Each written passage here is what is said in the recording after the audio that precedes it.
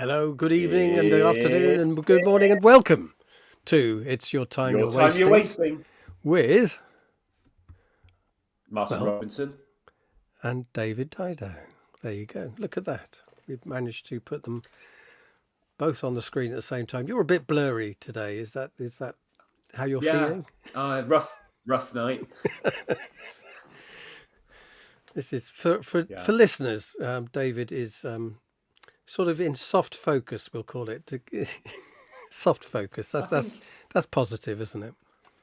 Yeah, You're like you're in the middle of a romantic film. Romantic comedy. Well, yeah.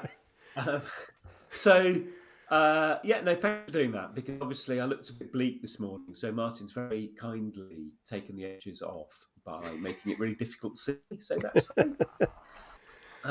Works for us. So it's a bit of a hiatus since our last recording, Martin. We didn't get our stuff together last week, did we? But we're back. We're here. Stuff. Yes, we're here. We're going to do the same show we would have done anyway. Yeah, damn it! It feels like last week still to me. Anyway, I feel very last week. Yeah. This show feels very last week. It's very last week. Yeah. But if really you like last week's shows and you like to be 1 week behind, whatever. Anyway, how about liking and subscribing? You know you want to. Like and subscribe to be behind with everything to do with education. Yeah, to be catching up. And also follow us if you're on what's it called? Twitter? No, not Twitter. What's those things called?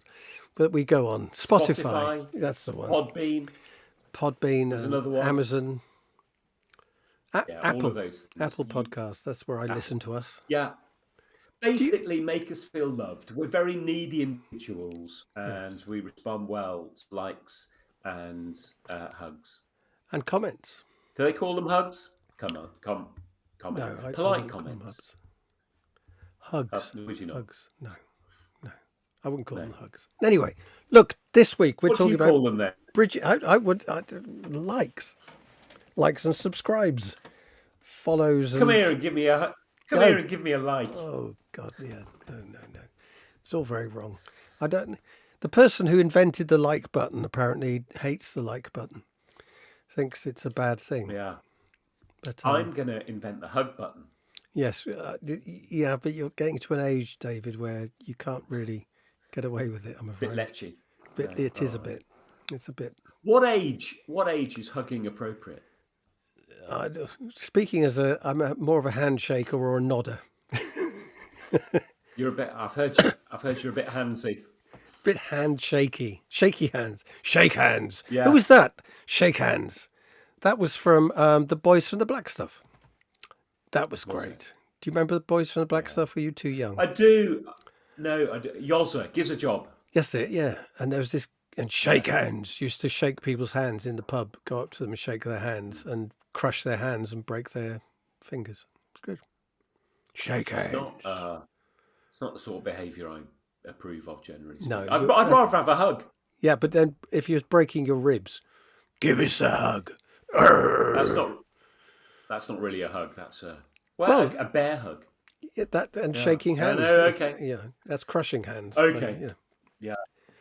Anyway, look, you've come into a bit of focus now, so well done for that.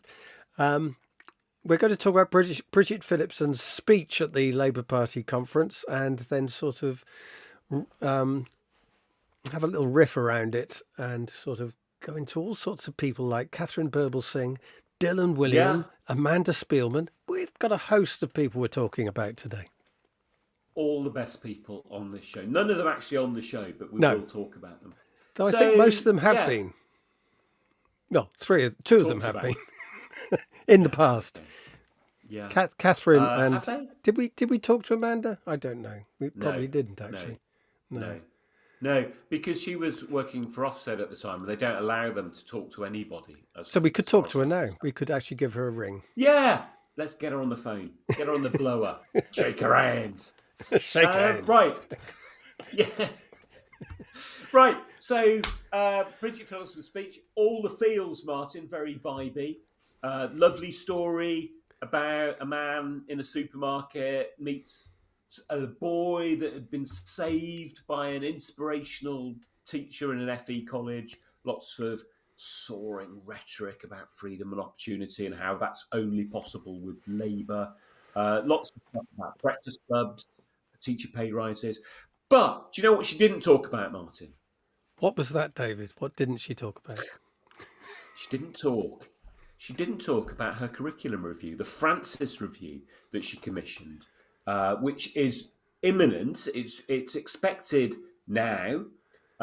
It's a live debate on what children up and down the country should actually be learning in schools, not just any old schools, even academies and free schools, much to Burble Singh's chagrin, or ire, chagrin, irritation. Chagrin, as in shag. Yeah. Okay. Well, chagrin is my preferred pronunciation, and I won't hear of correction on that. Chagrin. It's French, isn't it? Anyway. Yeah, chagrin. Yeah, exactly. It is French, and I'm doing it in a French way. So up yours, Martin. Oh. Don't laugh at my French. How dare you? Up yours, Delors. Right, okay. All right, come on. I know. Yeah. So Alan, the FE teacher. Did you catch the story about Alan, the FE teacher? I did. Yeah. It was quite a short speech, and I think it's a Labour Party conference, so the feels matter at your party conferences because you're trying to sort of build together your coalition around your plans and ideas. The thing was, like you said, the plans and ideas seem to be lacking somewhat. But Bridget Phillipson herself, of course, has quite is lacking somewhat. No, she has quite an emotional journey herself, coming from quite extreme poverty. Backstory. And I think education is what she says sort of took her from where she was to where she is, if you like. So I think she could have used that, and I'm glad to some extent she didn't, but to pick up on someone else, there's authenticity. She has authenticity in being able to pick up these themes and ideas, I think. Second only her story, I think, to Angela Rayner's, and that didn't do her any good in the end, did it? Well, or perhaps, she could be, I was going to say, this is rather unfortunate, the Peter Mandelson of her generation, in that she might bounce back. I'm not taking on the other parts of Peter Mandelson's story. I'm hoping she's not the Peter Mandelson. I know.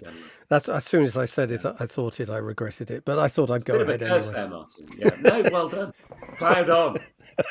Despite all the criticism and cries for you to stop, you just ignored them. And I just ignored. A bit like me with chagrin. Yeah. There we are again. Shag. So if you missed it, Alan, FE teacher who I think he must have been teaching a course on building, construction, and this lost boy that he knew who was in lots of trouble and lots of difficulties. Lost boy in inverted commas. That's what Bridget Phillipson refers to him as in her speech. Anyway, this guy, Alan, gives him a chance on a building project that the last Labour government funded. That's the crucial bit of information that you need to know. And now that boy has his own business, he's married, he's a homeowner, and he has a future. And without Alan and without Labour, none of that would have happened. And I mean, the last Labour government did quite a few things which are affecting this Labour government, if you like. Two of which, I think, Sure Start, I think, was one of the best things the last Labour government did. That was immediately trashed by the Tories when they got in. Something that Gove apparently regrets. We hear. Yeah. Well, there you go. So he should. And so they're sort of kind of bringing that back. But one of the other things was, and I think this is why perhaps she didn't get to say it, one of the major policies that they're touting, it was touted instead by Keir Starmer in his speech, which is the dropping of the requirement for 50% of school leavers to go to university. Which was brought in You're a fan of that, aren't you? What, the dropping of it or the... Yeah. I think it's a good thing. Instead, they're bringing in 2/3 should go to university or a gold-plated apprenticeship, whatever that might be. Yeah. Well, there aren't that many of those around, are there? That's It's quite why hard they need to bring a currently. few out, wouldn't they? They'd actually make. They would need to do that. Yeah, So I they think would. that's kind of pointing in a different direction. But I think this points to the interesting choice she's made with the, instead of picking up someone who ended up at Oxbridge Mm. or Yeah. Okay. a Okay. teacher at Yeah. a school that does very well academically, she's picking up on an FE teacher who Yeah. teaches a trade, and the story of someone who's making things through, literally making things and then making their life through trade. And I think that's why perhaps they're moving in that direction. And that's one hell of a job for this country, I must say, because it's been going in totally opposite direction since Margaret Thatcher, Which is that? Which direction? towards academic education and service industries. Okay. Alan, what's his name? Adonis will be pleased, won't he? That's his Andrew Oh Adonis. yes, He yes. loves that. And trains. He likes trains as well.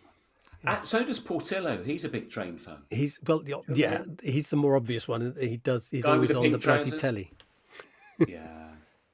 I didn't know Andrew Adonis liked to train, but I guess that tracks. I think he was one of those behind the ill-fated HS2 Shame. project, that's now going to Birmingham or going to London further. if you go in the opposite direction, of course.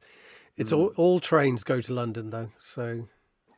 What a way! I mean, yeah, okay. I'm not talking about trains anymore. Bored of it. So, sorry, Thomas Martin, the Tank Engine, no? just not interested. Okay. Even though Ringo Starr voiced it, no. What about all the lads, all the boys that Alan didn't bump into at the supermarket? What's happened to them? That's what I want to know. This is always the stories, of course. If you're going to do stories of great success, then you tend to focus on 2 or 3 people, because the majority of people have fucked up lives. Oh, did I say that? Sorry.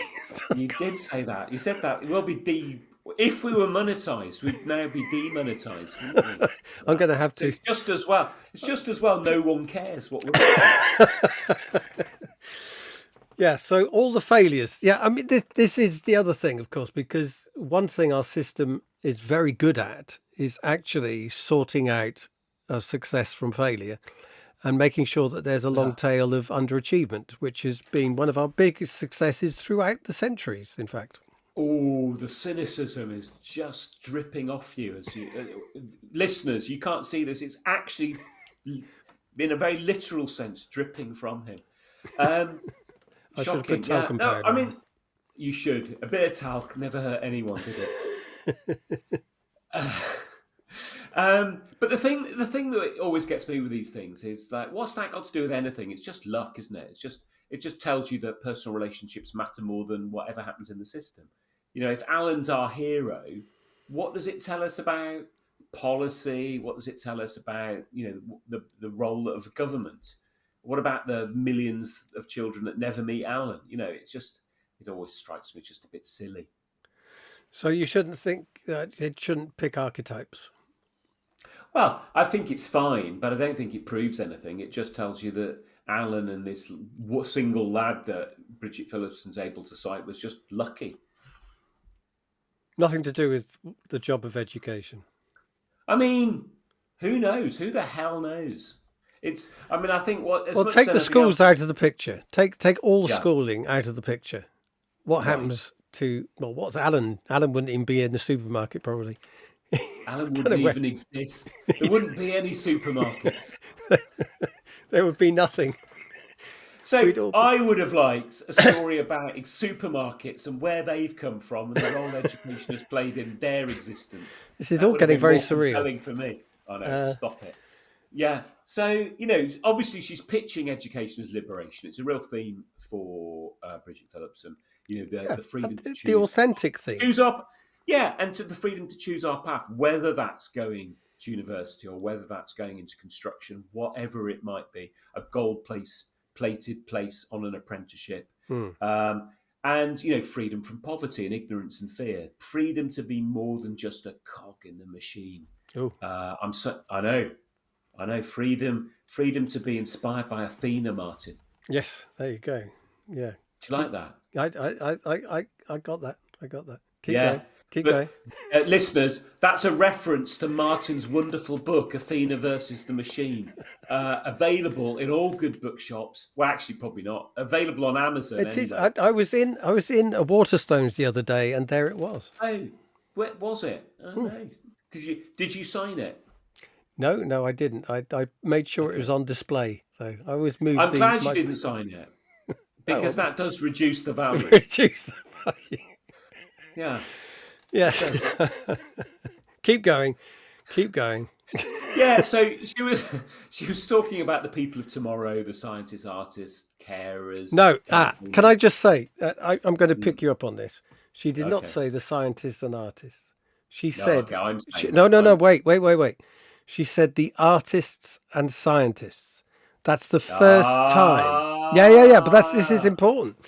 Yeah. The first time I've heard for years an education secretary talk about the artists first, let alone talk about them. I mean, even that, in these days of STEM or S&M, as we talked about the other day. She's obviously read her autocue wrong there, hasn't she?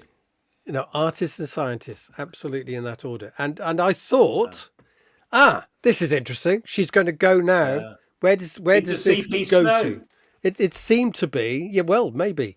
It seemed to be the two cultures were coming out here, both equally important, but one more important than the other, perhaps. But in terms of what would come next in her speech, I think she missed a huge chunk of her speech out, which is why it's so short, and why it doesn't really go into much, because I think there must be some problems going on in the curriculum review, because it's been imminent for quite a few weeks, hasn't come out, and perhaps there are changes afoot. Maybe. Well, I've heard some troubling rumours about all is not well with the curriculum review. Some I'm not going to name names because that would be indiscreet, and I'm if not the soul of discretion. I know. Yeah, you can trust me, folks. But two very, very well-placed, prominent people who have been contacted by the Curriculum and Assessment Review on a couple of the different subjects were both individually and together were aghast at the lack of coherence that they felt was going on in the subjects in which they're specialists. And they think it's a slow motion disaster unfolding. So that might be wrong, and I really, really hope it is. There's no sense in which I wish anyone involved in this curriculum review ill. We all need it to be as good as possible, but it ain't looking good.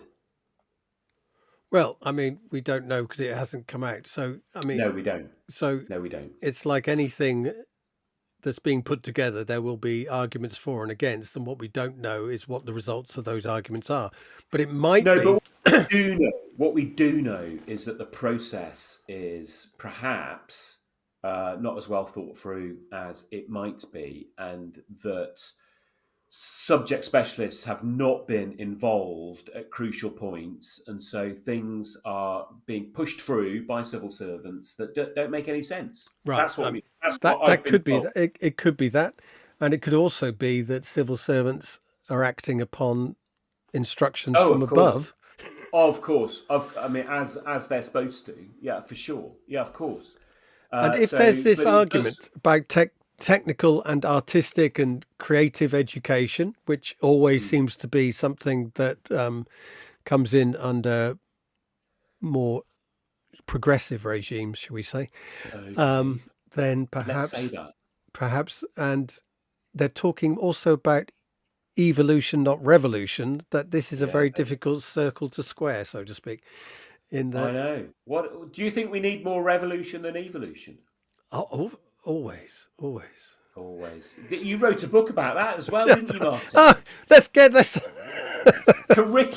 great book, ladies and gentlemen. Called Can we stop advertising my Inspired- wonderful books? And let's I start. wish you'd advertise mine. But there we are. I know. You've got so revolution. many books, David. So I've got know. a limited oeuvre.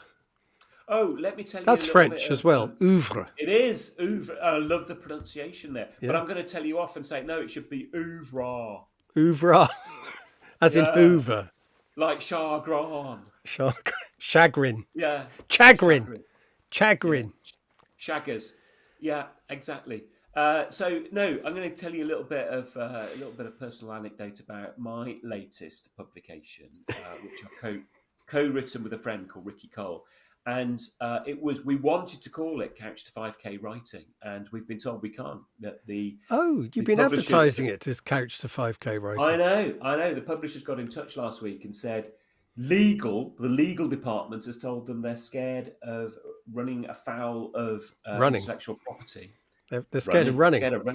They are scared of running. Yeah, they're too sedentary, these legal people. So what are you going to call it now?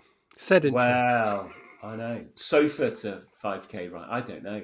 We're going to call it some kind of permutation of... That'll do. Some kind of permutation. What a catchy title that is. Really explains what's going on.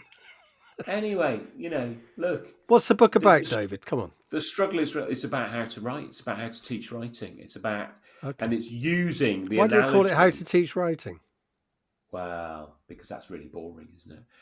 Because we're using the analogy of the Couch to 5K writing process, which I, as well as many, many other people, have found really liberating. And, the whole... Lots of people's experience, I think, of trying to run is that they go out and do it and it's really hard and it feels rubbish and they give up. And the beauty of the Couch to 5K approach is that it makes it possible for people. And so I felt really inspired by that, to think, the problem with a lot of children's writing is that they're just told to do loads of it and they're rubbish at it and they give up and they know they're rubbish because they know they're rubbish at it. And so what if we took a lesson from the running app and try to teach writing a bit more like that? Anyway, we've got to call it something else, which is very tedious. Yeah, I know. Anyway, so people of tomorrow, that made me in Bridget Phillipson's speech, the artists and scientists of the future. Yeah. That reminded me. Do you remember the 1970s TV show, The Tomorrow People? I do. Yes, as if it was yesterday. As if it probably was, because it's probably available to stream somewhere. But for those younger viewers that don't remember the Tomorrow People, it was a 70s TV show about people who developed superpowers, like mental gifts, and there we are. I don't know what link I'm trying to make there. Maybe Bridget Phillipson is promising superpowers, but delivering not much more than breakfast clubs and childcare. I don't know. Maybe right. The breakfast clubs thing. I mean, do we think that's breakfast a good idea? And also the thing about free school meals as well. Do we think they're good things? I think Judd Nelson was great in the Breakfast Club. No, come on. I know. Sorry, I couldn't resist it. Facetiousness. I know. I'm sorry. Do I think breakfast clubs are a good idea? I think. It depends, doesn't it? I think that the idea that there are lots of children out there that don't get breakfast, and that breakfast is the most important meal of the day, and let's feed them, and the state having a role in that isn't a terrible idea. But I think the other side of the motivating factor there is let's really lean into the idea of schools providing wraparound care to make it easier for parents to work more, which I'm less enamoured of. Why? I think there's, why do we want people working more? Let's have everyone working a bit less. Well, this is about growing the economy, isn't it? Isn't the idea? Well, there's good economic arguments that working a 4-day week actually results in or certainly doesn't decrease Hang on. economic So growth, and may actually increase it. no. You've zoomed over there from breakfast clubs to 4-day weeks, which are slightly I different know. things. Do you saying there should be 4 days worth of breakfast only available, and 4 on the days of 5th day breakfast. everyone shall rest along with God, and so God should have a Yeah. 3-day weekend or something? I don't God know. should have, no breakfast on the 5th. No breakfast from God. No, I'm not saying that, obviously, but I think that setting up schools to make it easier for parents to put in longer hours, I think is problematic. I think that if we were able to set up society for parents to work shorter hours and have more time and money to give their children breakfast, that would be win-win. Yeah, but let's say in the real world. Come on, Martin. The real world in which Let's lots say of companies in the real have world given their employees that 4-day these weeks. kids are having to make themselves breakfast, aren't bothering. They're getting on the get on the school bus so early because they don't go to the nearest school or whatever, or the school is quite a truck away, and they get on there and they get to school and they're hungry. They're living on a packet of Wotsits and a can of Monster, aren't they? Yeah, or chicken, fried chicken. Lots of kids having fried chicken. Is that, how do you know that? Is that what's Because happening? I join them in your the neck of queues in the morning to have my fried chicken breakfast. No, I don't. That's a complete lie. I don't. I had muesli this morning. Did you? Do you have is that your breakfast of choice? No, it's usually toast or croissant. Croissant. Oh, yeah, It's croissant, isn't it? Mais oui, Your house. mais oui. Pass the croissants. Croissant. Yeah. And there you go. Quick one. Nougat or nugget? Nougat. Yeah. See, Chicken nuggets. Chicken nuggets. It's not chicken nougats, is it? No, it isn't. So there's another word. Chicken nougat would be an appalling concept. I can't imagine chicken nougat. I think we should invent it and see how it goes. I don't think we should. I think that's a bit interesting. So in the speech, obviously, the reason we're talking about breakfast clubs and nurseries and family hubs and all that sort of thing are those things that Labour has moved on. Have they? Are they? Do we feel that those are embedded? Are they delivered? Are they ticked off? I mean, it's mainly in primary, isn't it? This is happening. They've done a pilot, as they say, and it's apparently the pilot has worked. So it's going to be the pilot has worked. The pilot has worked, which is, and I think that's where we are. The pilot has worked. It's going to have full rollout. I'm a big fan of pilots, not just obviously for flying safely. No, a big fan of the idea of piloting policy. Not done enough, and I think starting small and testing out what works and what doesn't is a really, really sensible thing that we should do a lot more of. So well done for piloting those things. Yeah, they did that with the poll tax, didn't they? The Thatcher government. They piloted it in Scotland and thought that worked very well. Yeah, so ignoring the results of your pilot, a bit stupid. Don't do that. What do you think of pilots? What do I think of pilots? You can't help it, can you? No, it's a word that means more than one thing. Clearly, There's also pilot lights as well, that light your gas stove with your pilot. They light the way. They do. Yeah, they spark. So like many words, Martin, I'm going to give you a new word here. Well, maybe new to some of the listeners, maybe polysemous. Oh, there we go. That's a word which has more than one meaning, which is most words. Does polysemous have more than one meaning? Well, no, it just means that. That's a great disappointment to me. That is a huge disappointment. I know. Polysemous is not polysemous. Couldn't we invent some sort of material that's called polysemous? Yeah, crack on. Yeah. You could use it for more than one thing. You could knit something out of it for next week. Yeah. Anyway. So anyway, yeah. So we've said she doesn't talk about the curriculum review. She doesn't talk about curriculum, which is, for me, the obvious mechanism by which we're going to get the artists and scientists of tomorrow, isn't it? Well, Isn't it? Is it? yeah, You yeah, think, maybe. Martin? I mean, the funny thing is, before the national curriculum ever was thought of in 1988, we did have scientists and artists before. Well, how did that happen? I don't know. And some of them were working class as well, Arguably, when it comes to artists of all the different stripes, more of them were working class. Well, we're going to have to do a survey about that. I don't know. I mean, how far are you going back? You're going back to the Beatles? Well, we could do. It's always fun. And Alan Sillitoe. Yeah, Saturday night, Sunday morning. Yeah, all of that. No, we're not going to do that. That surname is Polysemous, isn't it? I've got which one? Sillitoe. Shush. No, it isn't. That's just a silly joke. That's just a silly man making a silly joke about a great working class icon's very respectable surname. Stop it.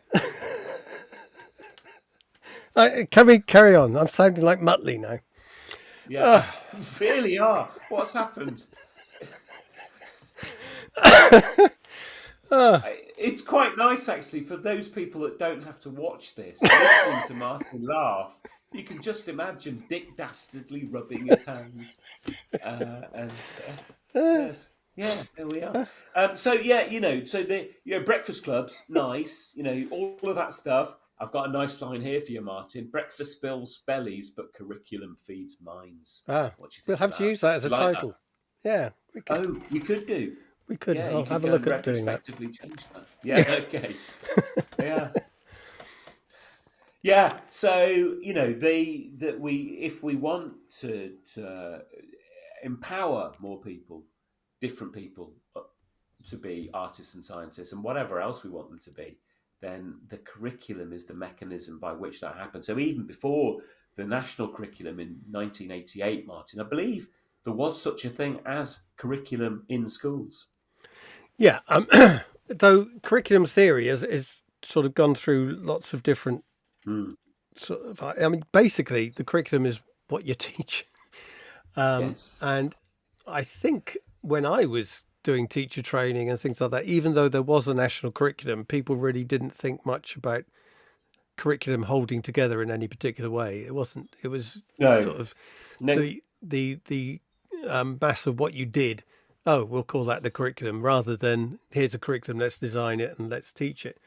So it was a totally different concept. I mean, the national curriculum since '88 is not actually been as detailed as perhaps it could be. There was the French one, wasn't there, that where every school would, if it's Tuesday the 12th of November or something, every school would be teaching the same thing famously, and which meant that kids could move around the country, teachers could move around the country, and they'd know exactly what they were meant to be doing at any particular time. Yeah, and obviously they had very good, and this is something we might move on to now. They had very good statutory assessment at that time, so they had a really good sense of how well that was being delivered in different parts of the country, and how well schools were performing, how well children were doing, and they ditched it all, and now they've got very little idea. And now look at what's happening to them. They can't even keep a prime minister.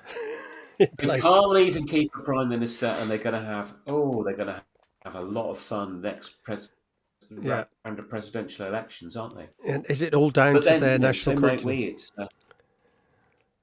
Well, it's too easy to say, isn't it? But probably. So the other thing about the last national curriculum, which was famously brought in by Michael Gove, is when he introduced it, he said the current one. He expected this to be the last national curriculum. That was silly, wasn't it? Well, the reason he was saying that is because they were on a mission to turn schools into academies and free schools. In other words, to give curriculum freedoms, amongst other things, financial freedoms, etc., etc.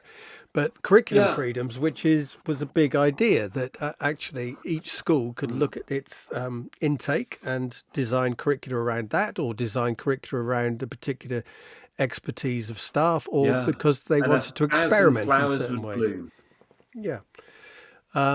And yeah, a free market idea. And someone, Catherine Burble Singh, has let it be known that Is she's not a fan not of happy. Bridget Phillipson coming in and saying that all free schools and academies should have to follow this national curriculum that we haven't seen yet. Now, do we think Yeah. As far, yeah. that this should Do we happen? think? That Well, actually should okay. schools So be free to choose their own curricula, or should it be imposed from the centre? right. Well, here's the thing, isn't it? So that if there should be schools free to choose their own curricula, it shouldn't be on the basis that they are academies or free schools. It should be on the basis that they're already producing, incredibly good outcomes. So maybe Catherine can make a coherent argument for her school, Michaela's school, being free to choose its own curriculum, because clearly she's doing something that is effective. But there are very many free schools and academies out there who should not be free, in my view, to continue making really terrible curriculum choices. Nobody should be free to make awful choices. That would be my view. Well, you've already said And that so- you've got and I think, problems. There might be problems with the new national curriculum. So if it's imposed on everyone well, and it's not very good, then everyone's cocking up, so to speak. yeah.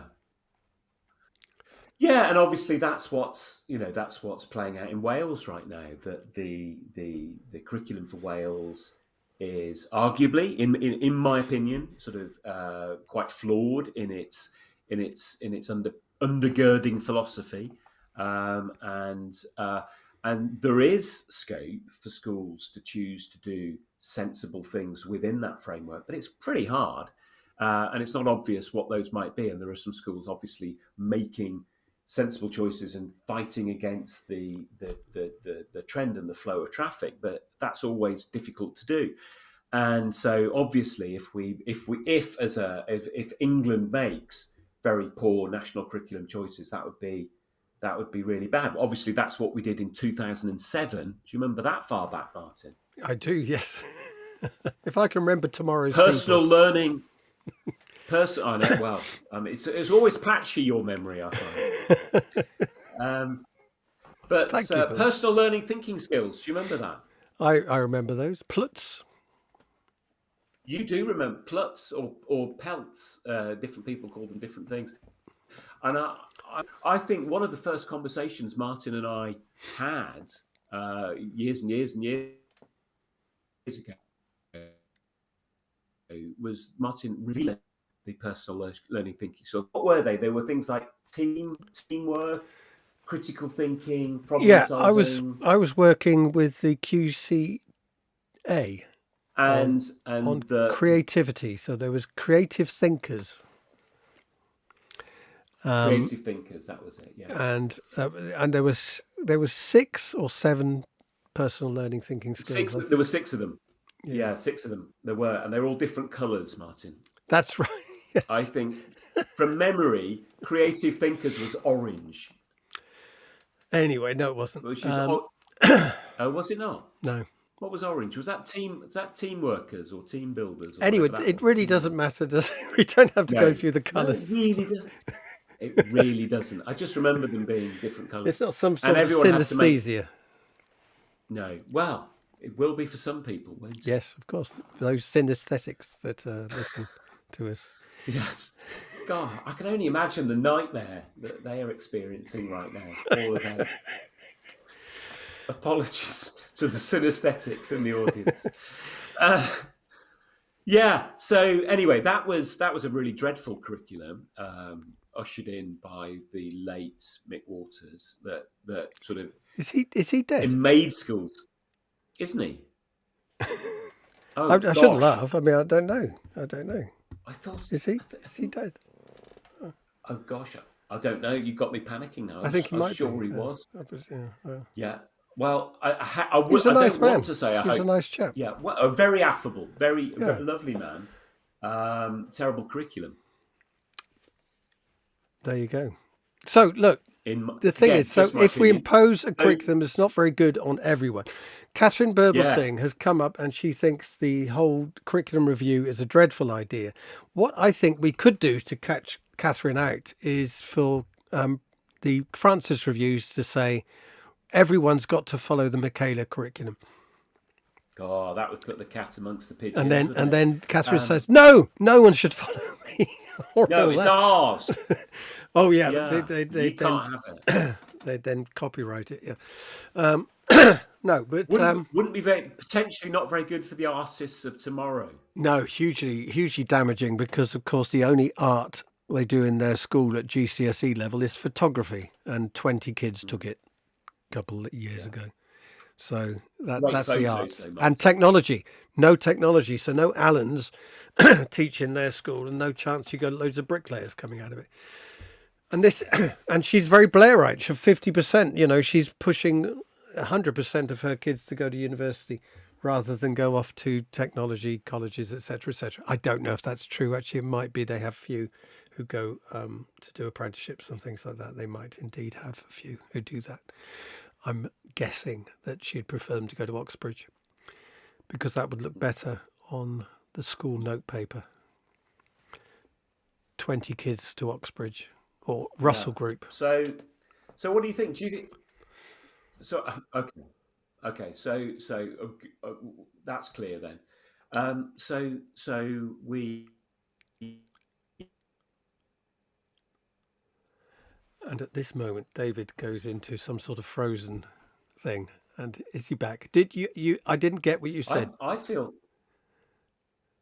I said, do we think Catherine's wrong? Do we think Catherine's wrong about schools having to do the national curriculum? I think if you have a national curriculum, every school should.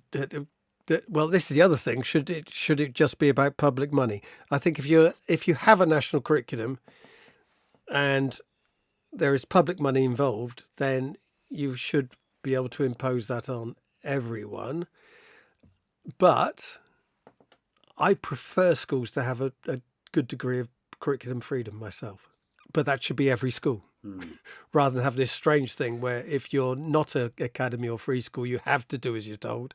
And if you're an academy or free school, you don't have to do everything you're told. But then Ofsted come in and do their curriculum checks on, well, you pretty much do have to follow bits of it at least, you know, and then to explain to us why you're not following certain other bits, which is the way it sort of went. So I think there's arguments either way on this. You've mentioned. I mentioned Ofsted. You mentioned Ofsted, and having mentioned Ofsted, we should maybe also mention Amanda Spielman's intervention.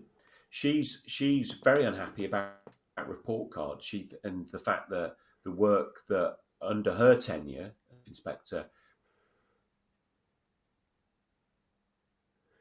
Yeah, they did a lot of work in her tenure under the idea of curriculum and the importance of subject-based curricula and all that. And she's brought something out about that.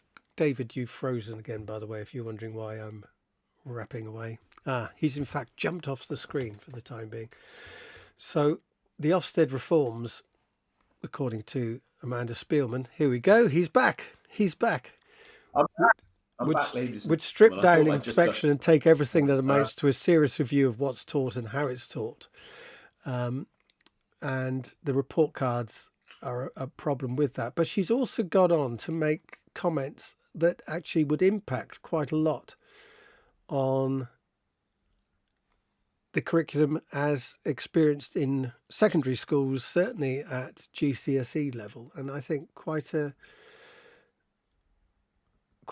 interesting article in Schools Week where she says we should cut testing by switching to overall GCSE grades. She did this at a chat, I think, at the Labour Party conference with Charles Clarke. as well on the panel. I think it was at the The Labour Party Conservative, Congress. I Oh, think the the Conservative Conservative Conservative conference, Party. wasn't Yeah, it? there's another party involved, isn't there? Who are the Conservatives? Do you remember them? I remember them. Let's do Yeah, that. yeah. Do you remember when you were a boy? Yeah, they were like Yeah. tomorrow So people, yeah, they are. They'll, yesterday's people in this case, perhaps.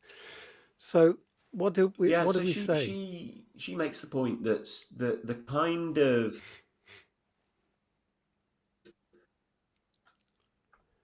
And there we go, silence again. David's having lots of troubles with his connection. I think he's coming back in yeah. there. Are you there, David? Let me call out to you. It's all falling apart in deepest, darkest Somerset, I think. So what we have is the idea that instead of GCSEs, we should move back to what we used to do with the school certificate, and most other countries do with their age 16 assessment. Now, the school certificate was issued to pupils who achieved a pass in a group of subjects, including English and maths, and that was pretty much what my parents had to do. Certainly my mum did. I don't know if my dad got that far, actually. It was abolished in 1951.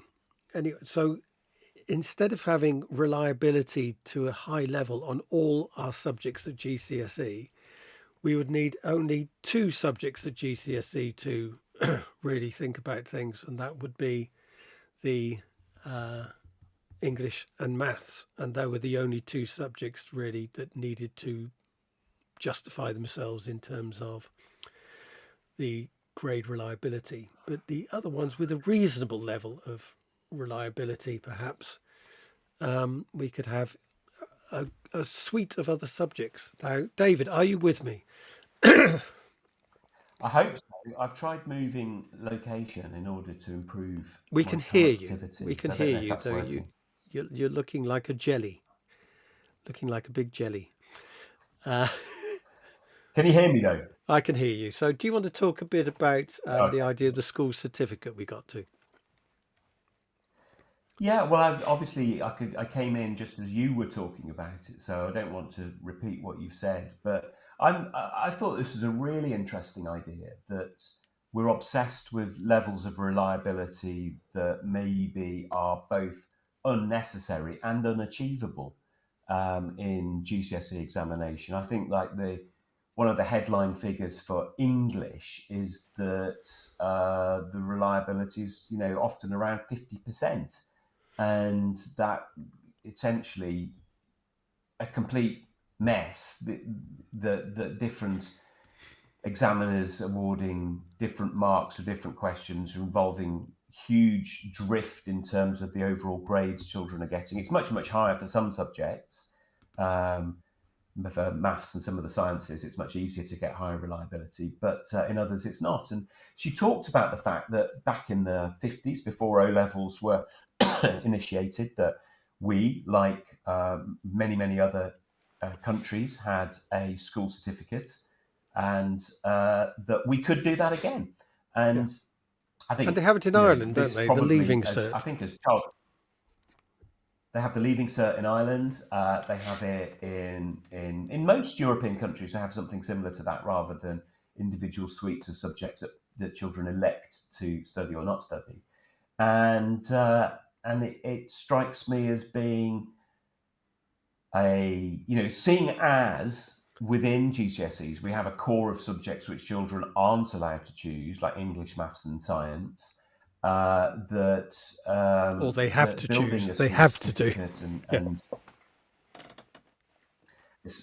well, if you have to choose it, it's simply not a choice, is it? Yeah. It's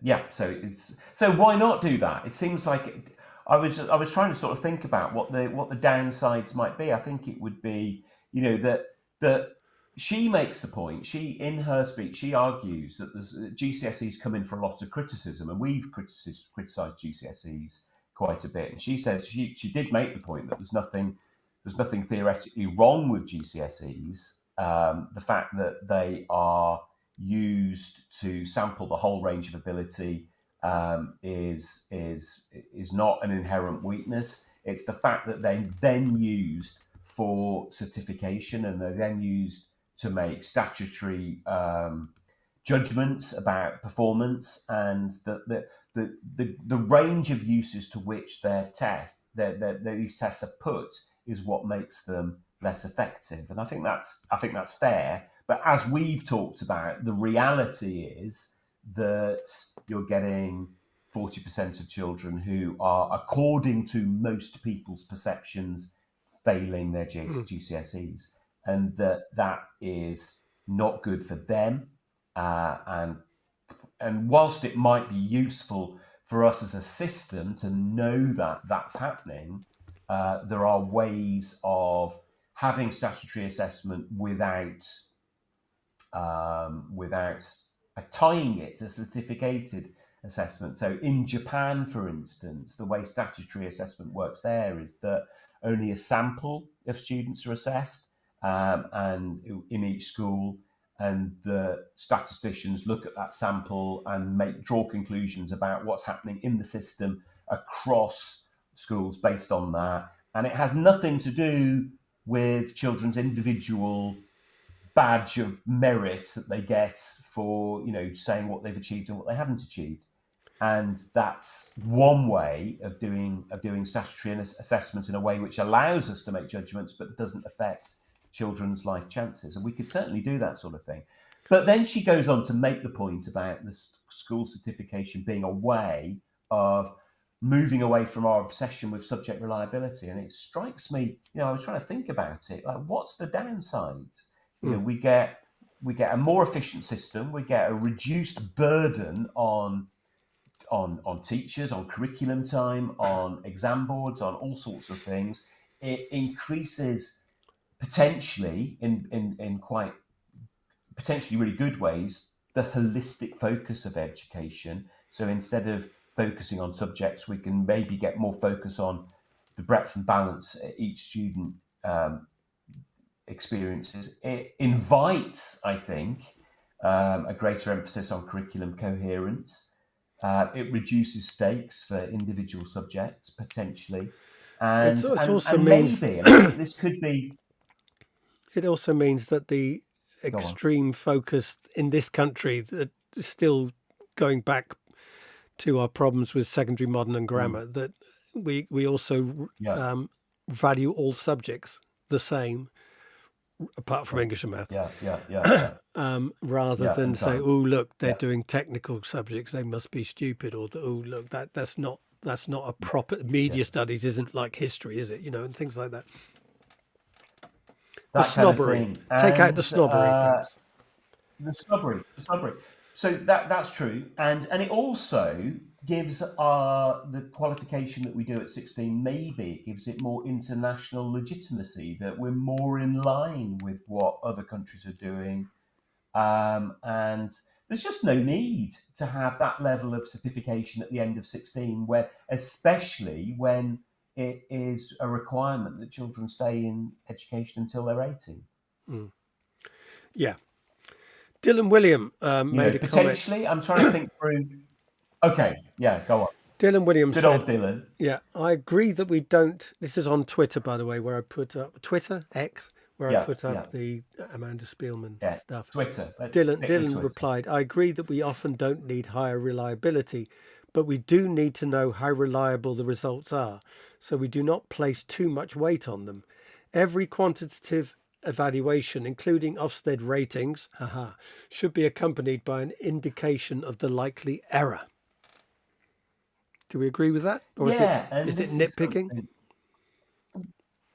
Well, I don't think it is nitpicking. I think there's an assumption that when we're told that somebody has got a grade 7 in history, that it means exactly the same as somebody else having not only a grade 7 in history from somewhere else in the country, but someone having a grade 7 in chemistry or a grade 7 in drama, where there's an assumption that those mean the same things. Now, one of the things we know is that the subject reliability of different subjects, we know this from Ofqual's analysis, that some subjects are more reliably marked than others. So that's so we know that a grade 7 in drama isn't the same as a grade 7 in chemistry.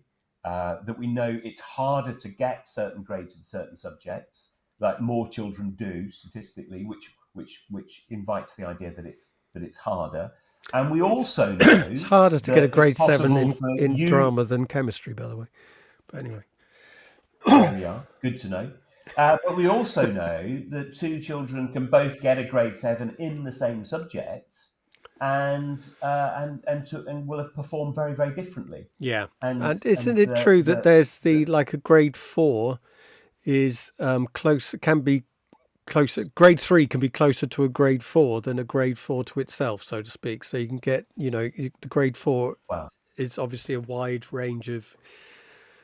covers a wide range of sins, whereas it could be just one above a grade 3 or one below a grade 5. I mean, it seems slightly silly. It was interesting. I was having a conversation recently with Tim Oates, who's internationally renowned expert on assessment across the world, different systems, looking into. And he was, when he led in 2010 the curriculum review then, and was looking at assessments as well, that his advice for GCSEs is that they should be marked for grade should be awarded from 1 to 2,000. Right. And he was saying that was a no-go, and he sort of compromised really? from 1 to 1,000. And obviously, yeah, you surprised me. And that we ended up obviously with 1 to 9. And that he was also telling the story that the government originally wanted to do 9 to 1, with 1 being the highest and 9 the lowest, and he convinced them that 1 to 9 would be a better bet. Because he wanted to add things on. They wanted to add things on, like 10 and 11, didn't they? Like Spinal Tap.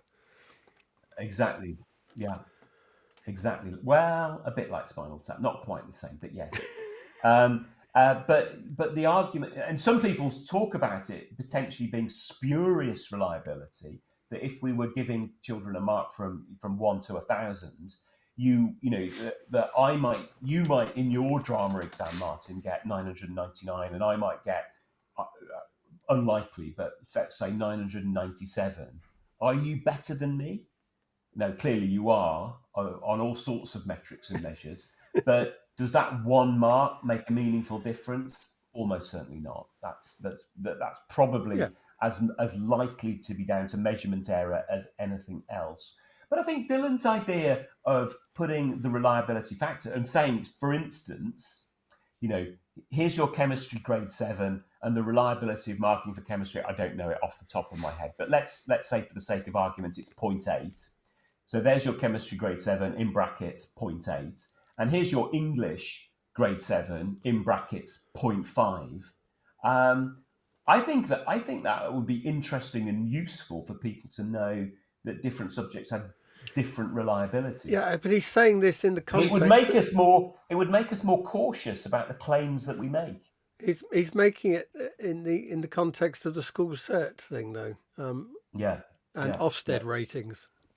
And I think which is slightly fun. So it is slightly fun.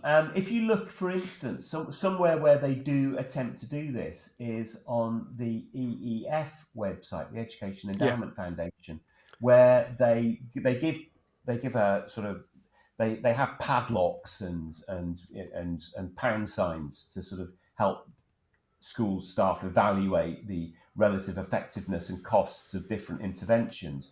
But they also attempt to say what the reliability of the evidence that they're using. I don't think they do it perfectly, but it's an attempt to have a slightly more honest conversation about the claims that they're making. It's funny they don't do it perfectly. This is the trouble, isn't it? That no system is perfect. No, and you can't do it perfectly. But maybe we're further away from imperfection by acknowledging the extent to which we're doing it more or less reliably. Yeah, I think you either. And I think the other argument for me around school certification is that it might lead to greater validity. Yeah, I think this is. I mean, you can get totally obsessed by grades to such a point that the whole validity argument goes out the window, and you turn everything around to making your grades so tight. It's what happened with drama. Drama became basically a written subject now. 80% of it is written in order to make the grade stronger.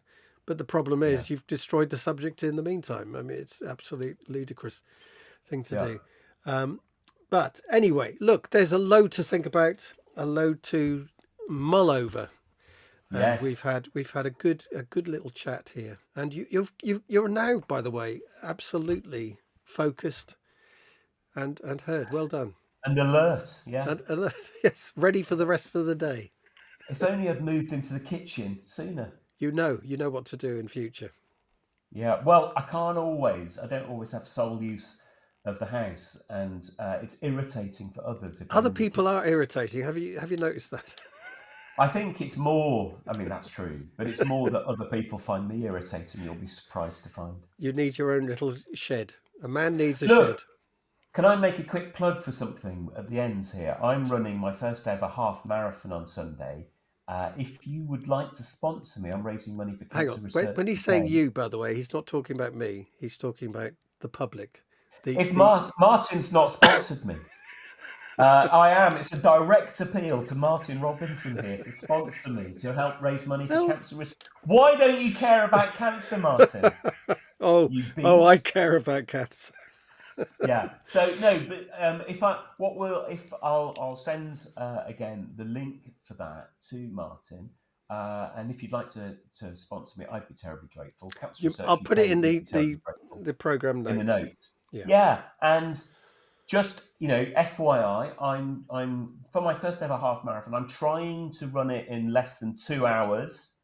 So next week I'll let you know how I got on. If indeed you come back. Well, don't say that, Martin. Gosh, what's wrong with you, muttling? Good Lord. I'm sure you will, by the way. But that keeps everyone interested, doesn't it? Well, yeah, I guess. Will he survive another week? Back, who will you get on instead? Who will you replace me with, Martin? I would do a séance. Right. Yeah. You'll probably get the reception about as good. Yeah, probably better, in fact, from what I hear. Yeah, bit of a Ouija board thing. Yeah, you'll be the glass going, Yeah, lovely. Yeah. Okay, well that's something to look forward to. me contacting Martin from the spirit world. It'll be a first. It'll be a first for an educational podcast, I tell you. Wow. Yeah, maybe. Anyway, listen, viewers, listeners, thank you very much for letting us waste even more of your valuable time. I've been David Didau, and this handsome man has been Martin Robinson. And thank you, and goodbye. Goodbye.